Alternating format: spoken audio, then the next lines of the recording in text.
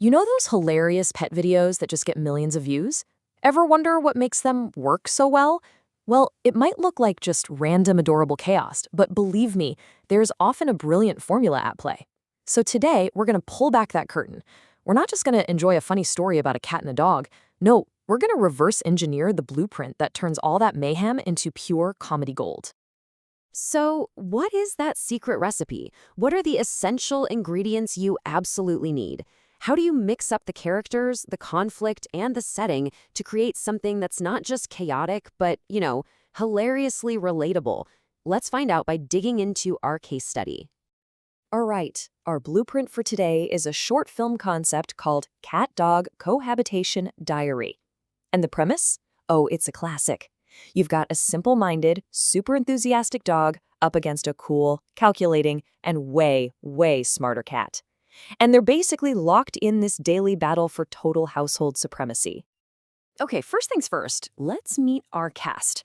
I mean, the foundation of any great comedy is its characters, and in this story, we have a perfect comedic triangle. These aren't just pets, they're archetypes. They're the essential ingredients for guaranteed mayhem. And here is why they are so perfectly designed for conflict. On one side, you have Rowan, the dog. He's the lovable fool, right? All brute force and happy energy, and his main function is just to create physical chaos. And on the other side, we have Xiaohei, the cat, the calm, arrogant mastermind who basically directs all that chaos with, surgical precision.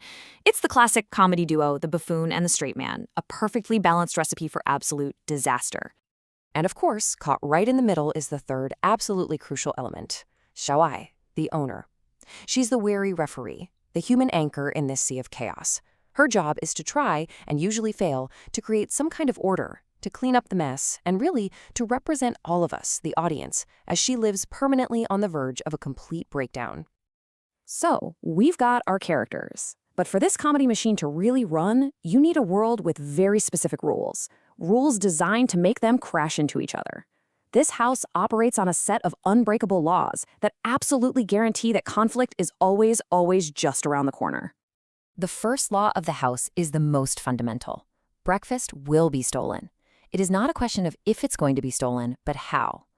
This one simple rule sets up a constant daily battle over the most basic thing, food. It sets the stage for chaos right from the moment they wake up. It's like an automatic recurring plot generator. Rule number 2 is all about territory. The sofa is the throne. It's the center of the kingdom, and it is never, ever the property of the human. No. It is a prize to be won, to be defended, and to be thought over by the true rulers of the house. And this rule just brilliantly illustrates who they are at their core. It defines their completely different brands of chaos. You see, Xiaohei, the cat, he's a thief, an artist of the heist. Rule 1, the dog, on the other hand, is a wrecking ball. He doesn't really steal, he just creates disasters. And finally, the ultimate rule, the one event that brings both pets together in absolute sheer terror and unleashes the maximum possible level of chaos on the household. Bath time isn't just an inconvenience here, it is the end of the world. Okay, so we have our agents of chaos, and we have the rules of their world. Now let's see how this whole formula plays out in 4 acts of perfectly structured mayhem. This is where the blueprint really comes to life. Act 1 puts rule number 1 right into motion. The owner prepares breakfast, the dog gets way too excited and just lunges for it, but the cat, always the strategist, calmly intercepts. And the predictable result? Breakfast ends up everywhere, but the bowls. And the owner is just left defeated before her day has even really started. Now, the battle for the sofa, that clearly establishes the household's pecking order. It's simple. Cat on top, then the dog, then the human at the very bottom. The cat just effortlessly displaces the dog, asserting total dominance. The dog tries to fight back, fails miserably. And the human, well, she can only restore a temporary peace with the one universal currency, treats. This whole scene is just a masterclass in comedic contrast. First, the cat shows the dog how to pull off this delicate, elegant snack heist. Then the dog tries to copy him, but of course uses brute force and just brings the entire cabinet crashing down. And the punchline? While the owner is discovering the disaster, the cat is just calmly eating the spoils, hilariously calling it tuition for the failed lesson. And finally, the apocalypse. This chart, it just says it all. The moment the owner announces bath time, the dog's panic level hits 90% as he tries to run for his life. The cat's resistance is at an absolute 100% as he vanishes. But look at the owner's exhaustion level. It's off the charts at 110%. It's the ultimate chaotic event that leaves everyone completely and totally drained. So, after all that fighting, all that chaos, all that destruction, you'd probably think this is a story about a completely broken home, right? But that is where this formula pulls its most brilliant trick.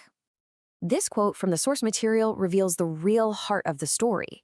The whole world is a chaotic but warm family. And that suggests the chaos isn't really the point. It's just a symptom of something much deeper and, surprisingly, much warmer. It's the engine that drives the whole story, for sure, but it is not its final destination. And that is the ultimate takeaway here. The daily battles over food and sofas, they aren't signs of hate. They're a unique, messy, totally unfiltered way of communicating. It's the language of their strange, dysfunctional, but in the end, loving family. They push against each other just to feel the boundaries of their shared world. So you see, in the end, the chaos is the bond. Which, brings us to a final thought. Every family, every home has its own set of these unwritten, unbreakable rules that lead to its own unique brand of chaos and warmth. So, what's the unbreakable rule in yours?